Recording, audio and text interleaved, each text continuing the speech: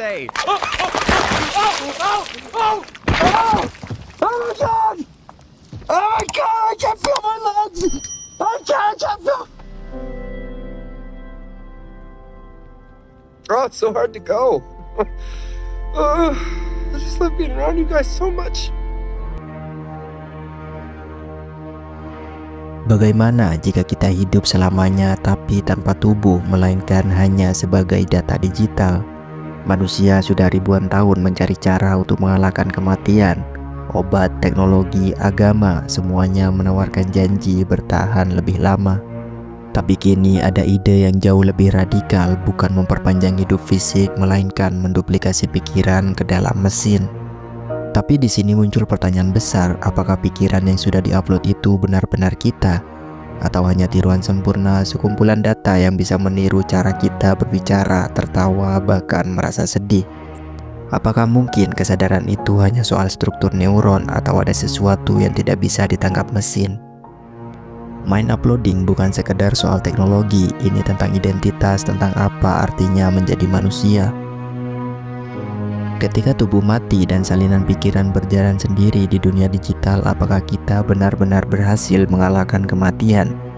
Ataukah kita hanya menciptakan bayangan digital yang berpura-pura hidup?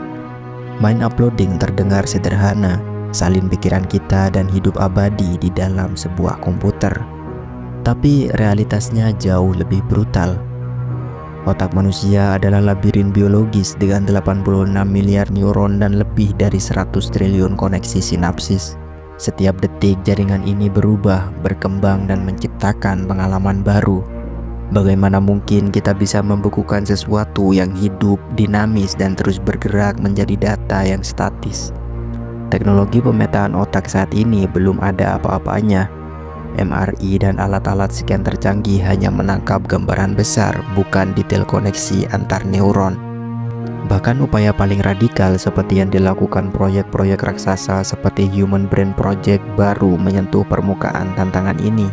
Belum ada satupun makhluk hidup, bahkan seekor tikus pun yang pikirannya berhasil di-scan dan di-upload secara utuh.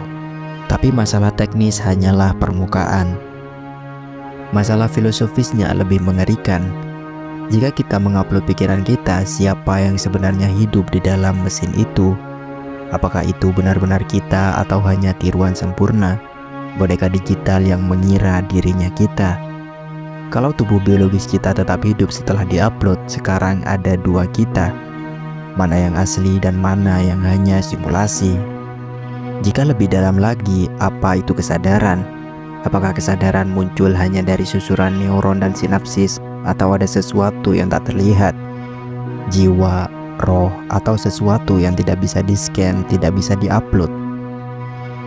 Jika kesadaran adalah lebih dari sekedar konfigurasi data, maka mind uploading seakurat apapun secara teknis tetap akan gagal menciptakan keabadian sejati.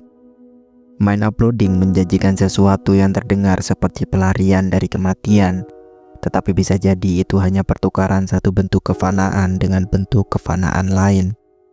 Salinan pikiran kita mungkin bisa hidup miliaran tahun di server-server digital, tapi kesadaran kita yang sejati mungkin sudah lenyap sejak proses upload pertama dilakukan.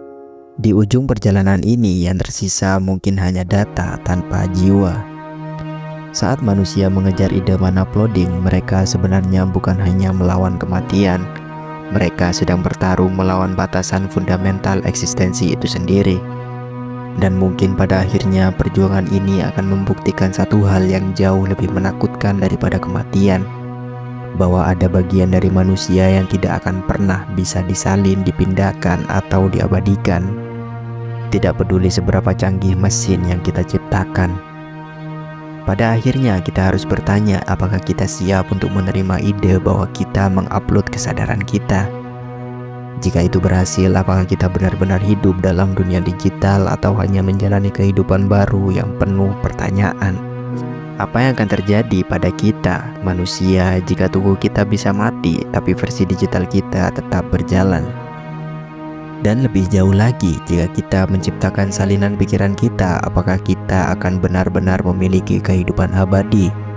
Atau hanya akan menjadi simulasi kesadaran yang terperangkap dalam dunia yang bukan miliknya?